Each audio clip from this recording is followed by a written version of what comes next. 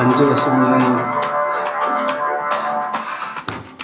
ഈ ഒരു പോക്ക് പലരും പോയിട്ടുള്ളതാണ്. ഇത് ഇടയ്ക്കിടയ്ക്ക് കാണുന്നതാണ് ഈ ഡെഡ് ലിഫ്റ്റിന്റെ സംഗതി. എനിക്ക് തോന്നുന്നു നല്ലൊരു ശതമാനം ആൾക്കാര് അത് കറക്റ്റ് ഗൈഡൻസ് ഇല്ലാതെയും കറക്റ്റ് പാറ്റേൺ ഫോളോ ചെയ്യേണ്ടാണ് ഇതൊക്കെ ഡെവലപ്പ് ചെയ്യുന്നത്. ഈ ഡെഡ് ലിഫ്റ്റ് ചെയ്യുമ്പോൾ മെയിൻ ആയിട്ട് വരുന്ന സംഗതികളാണ് ഒരു പിടുത്തം അല്ലെങ്കിൽ ഒരു പെയിൻ ജനറേറ്റ് ചെയ്യുന്നത്. അതിനേക്കാളും കൂടുതൽ ഒരു സംഗതിയാണ് ദാറ്റ് ഒരു പ്രാവശ്യം ഒരു ഇഞ്ചുറി വന്നു കഴിഞ്ഞാൽ ഒരു പേടി തട്ടാവുന്ന ഒരു സംഗതി. ആ പേടി തട്ടി കഴിഞ്ഞാൽ പിന്നെ കുനിയില്ല, ഇരിക്കില്ല, ഒരു സാധനം കുനിഞ്ഞെടുക്കാനായിട്ട് ഒരു ബുദ്ധിമുട്ടാണ്. അങ്ങനെ വല്ലവരും ഉണ്ടെങ്കിൽ ഇതൊന്നും ശ്രദ്ധിക്കാതെ ആ ഒരു പേടി തട്ടുന്നത് നമുക്ക് ഡെഡ് ലിഫ്റ്റ് ചെയ്യാൻ പറ്റാത്തതുകൊണ്ടൊന്നുമല്ല, പക്ഷെ അതിന് പ്രിപ്പയർഡ് ആയിട്ടുണ്ടായില്ല, അല്ലെ ചിലൊരു സംഗതി ട്രിഗർ ആയിട്ടുണ്ട്. അതൊന്ന് മനസ്സിലാക്കി കഴിഞ്ഞാൽ ഈ ഒരു പേടി മാറ്റം ഡെഡ് ലിഫ്റ്റ് ഇതിനേക്കാളും നന്നായിട്ട് തന്നെ ചെയ്യാൻ പറ്റും. ചെറിയ ചെറിയ കാര്യങ്ങളായിരിക്കും, നമ്മുടെ ഫുഡ് പ്ലേസ്മെന്റ് ആയിരിക്കും, അല്ലെ ചൂടാൻ പാടില്ല എന്നായിരിക്കും, അല്ലെ നമ്മൾ വെയിറ്റ് നമുക്ക് യോജിച്ച സംഗതി ആയിരിക്കില്ല ലിഫ്റ്റ് ചെയ്യുന്നത്, അല്ലെ ലിഫ്റ്റ് ചെയ്യുന്നതിന്റെ പാറ്റേണിൽ അതൊരു നല്ലൊരു അഡ്വൈസ് കിട്ടി കഴിഞ്ഞാൽ ഇതെല്ലാം ഈ പേടി മാറ്റാൻ പറ്റും. അതേപോലെ തന്നെ നമുക്ക് നന്നായിട്ട് ഡെഡ് ലിഫ്റ്റ് ചെയ്യാനും പറ്റും. ഇനി ഇഞ്ചുറി വന്നാലും ഒരു നല്ലൊരു ഫിസിയോനെയോ നല്ലൊരു ട്രെയിനറിനെയോ കണ്ട്